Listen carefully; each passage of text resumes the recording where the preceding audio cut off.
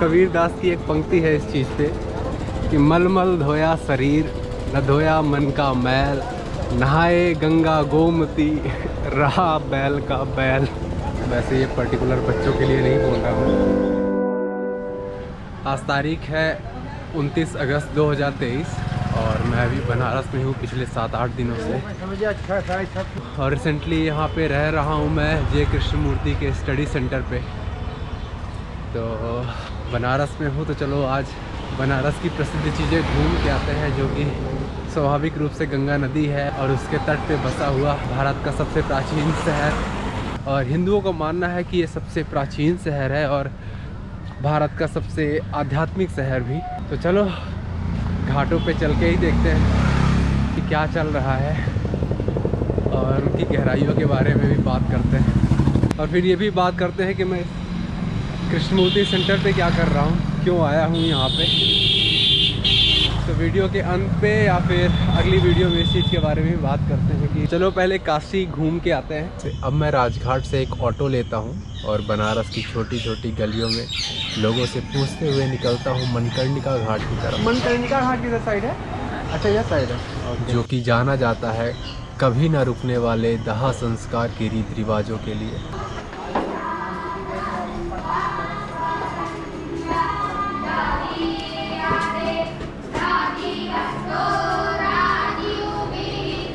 ये वो लकड़ी के गट्ठे हैं जो आपके और हमारे शरीर के साथ आखिरी बार जलेंगे। वो है यहाँ का चिताघर। यहाँ के लोकल लोगों से पूछने के बाद पता चला कि दिन में 150 से 200 चिताएं हर रोज़ जलती हैं। और हिंदू संस्कृति की ये मान्यता है कि ये घाट बहुत ही पवित्र घाट है। तो मैं इस घाट में ऑलमोस्ट 2 दिन था और यहाँ पे चल रहे सारी गतिविधियों को बहुत ही बारीकी से ऑब्ज़र्व कर रहा था। और इस घाट में देश के हर कोने से लोग अपने अपने प्रियजनों की डेड बॉडी लेकर उनके मोक्ष की अभिलाषा लिए हुए आते हैं। उनका मानना है कि अगर इस घाट में किसी व्यक्ति का अंतिम संस्कार किया जाता है तो उसको जीवन और मरण के चक्र से मुक्ति मिल जाती है। और यहाँ हर तरह के लोग आते हैं। कोई अपने नवजात मृत बच्चे को रस्सी में बांधकर गंगा नदी में प्रवाहित कर रहा है, तो कोई अपनी पत्नी के मृत शरीर को आखिरी बार देख रहा है और कोई अपने पिता को एक और बार उसका आभार व्यक्त कर रहा है।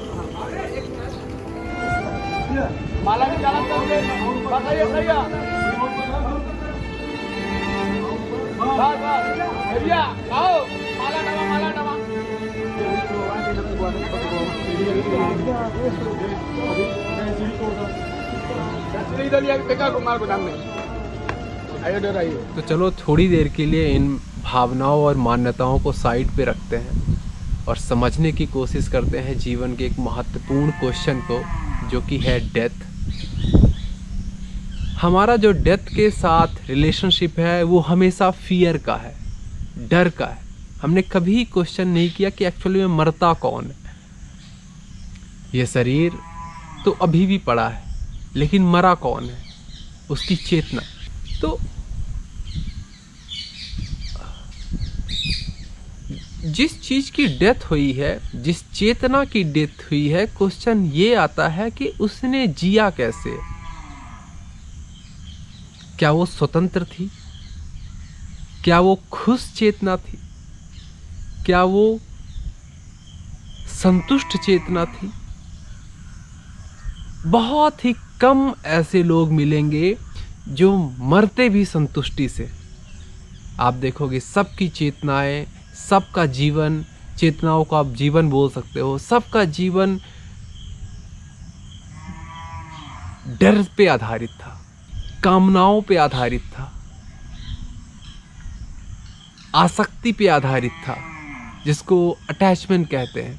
तो जो जी रहा था वो डर जी रहा था, अटैचमेंट जी रहा था। इनकी मौत हुई है एक्चुअल में। और यही सारी चीज़ें लोगों के जीवन को बहुत छोटा बना देती हैं। और इस छोटे क्षेत्र में आप चाहे जितनी भी बड़ी उपलब्धि हासिल कर लो, चाहे दुनिया के बहुत बड़े इंसान बन जाओ, तब भी उसके सामने बहुत छोटा जीवन है। इन अटैचमेंट्स, डिज़ायर्स एंड फियर्स को ख़त्म करना ही एक्चुअल में असली डेथ है। क्योंकि इनके जन्मदाता भी आप ही हो, तो सिर्फ आप ही इन चीज़ों को मार सकते हो। और तभी आपको पता चलेगा कि असली में जीवन की वैल्यू क्या होती है, जीवन क्या होता है। The ending of something in your mind is the beginning of nothingness. That nothingness is awareness and that thing is alive। एक पोयम थी इसमें कि मौत ही एक सच्ची शांति है। इस मौत से मतलब वही मौत है, एंडिंग ऑफ अटैचमेंट। कि मौत ही एक सच्ची शांति है, जीता तो भटके मन का परिंदा है।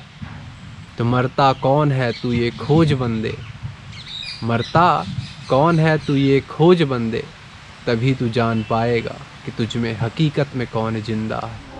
यही है आखिरी, जब तक जिंदा थे तब तक लड़े, और आज यही है सारे पड़े, आज यही है सारे पड़े।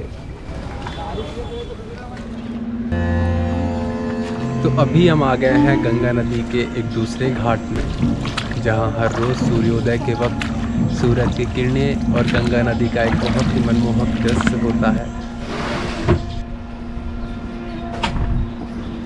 ये है तुलसी घाट, और भारतीय इतिहास के बहुत सारे संत इसी गंगा के किनारे बैठकर अपनी अपनी रचनाएं की हैं। अभी हमने एक बोट लिया है, इस पे जा रहे हैं, ऑलमोस्ट 1 घंटे की राइड है। तो गंगा के किनारे जितने भी घाट लगते हैं तो हम इस बोट के माध्यम से देखने वाले हैं। जैकेट पहनते हैं।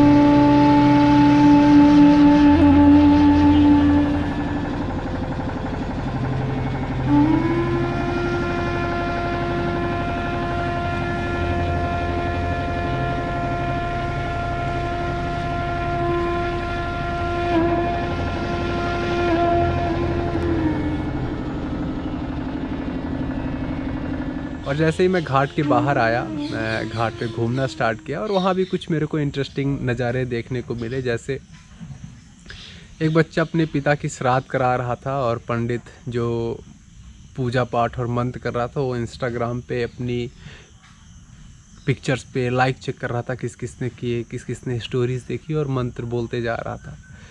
और एक पंडित फॉरेनर्स को पकड़ के उसको समझा रहा था कि अगर ये पूजा करोगे तो जो आपके लव्ड वन की डेथ हुई है उसको वहाँ शांति मिल जाएगी।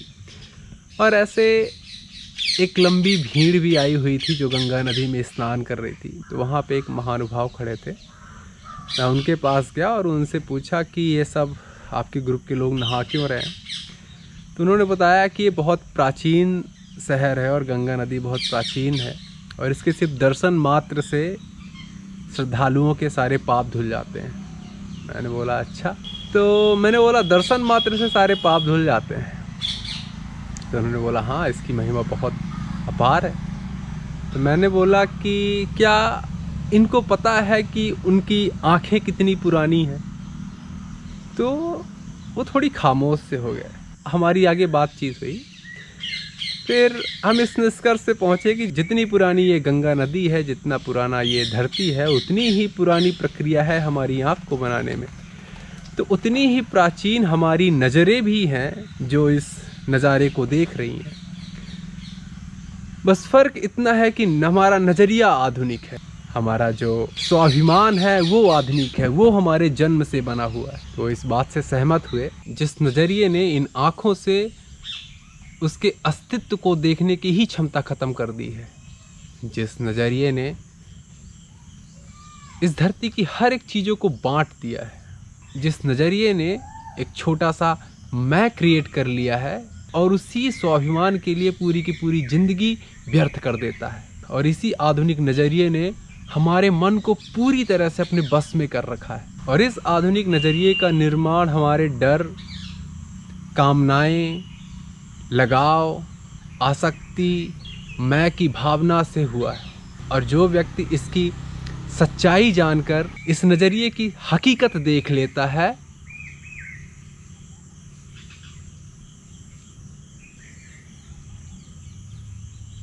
वो व्यक्ति उस नज़र को प्राप्त कर लेता है जो जिसका जो समय में नहीं है,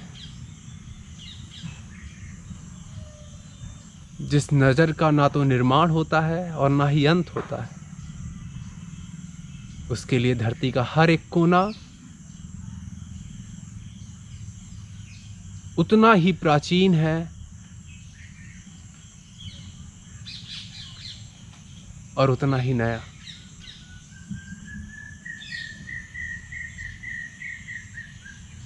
और यही असली धार्मिकता है। और अभी आगे में अस्सी घाट, और यहाँ पे मोस्टली लोग गंगा स्नान करते हैं। देख लो, यहाँ की मान्यता है कि आप स्नान करते हैं तो आपके सारे पाप छूट जाते हैं, धुल जाते हैं।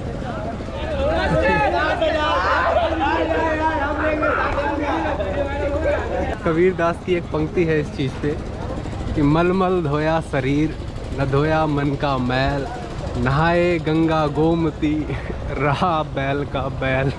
वैसे ये पर्टिकुलर बच्चों के लिए नहीं बोल रहा मैं, लेकिन जो ये गतिविधि हो रही है इस गंगा नदी पे धर्म के नाम पे, ये गतिविधि धार्मिक नहीं है। जगह की महिमा देखने में लोग इंटरेस्टेड ही नहीं है, वो अपनी ही मान्यताएं करने में बिजी है। और इस चीज़ के बारे में बात करते हैं, धार्मिकता क्या है। धार्मिकता से पहले ये पता करते हैं कि अधार्मिक क्या है हमारे जीवन में।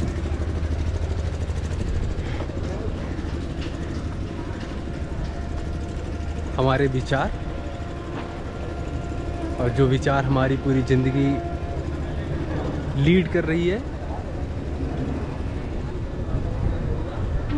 जगह काफ़ी अच्छी है।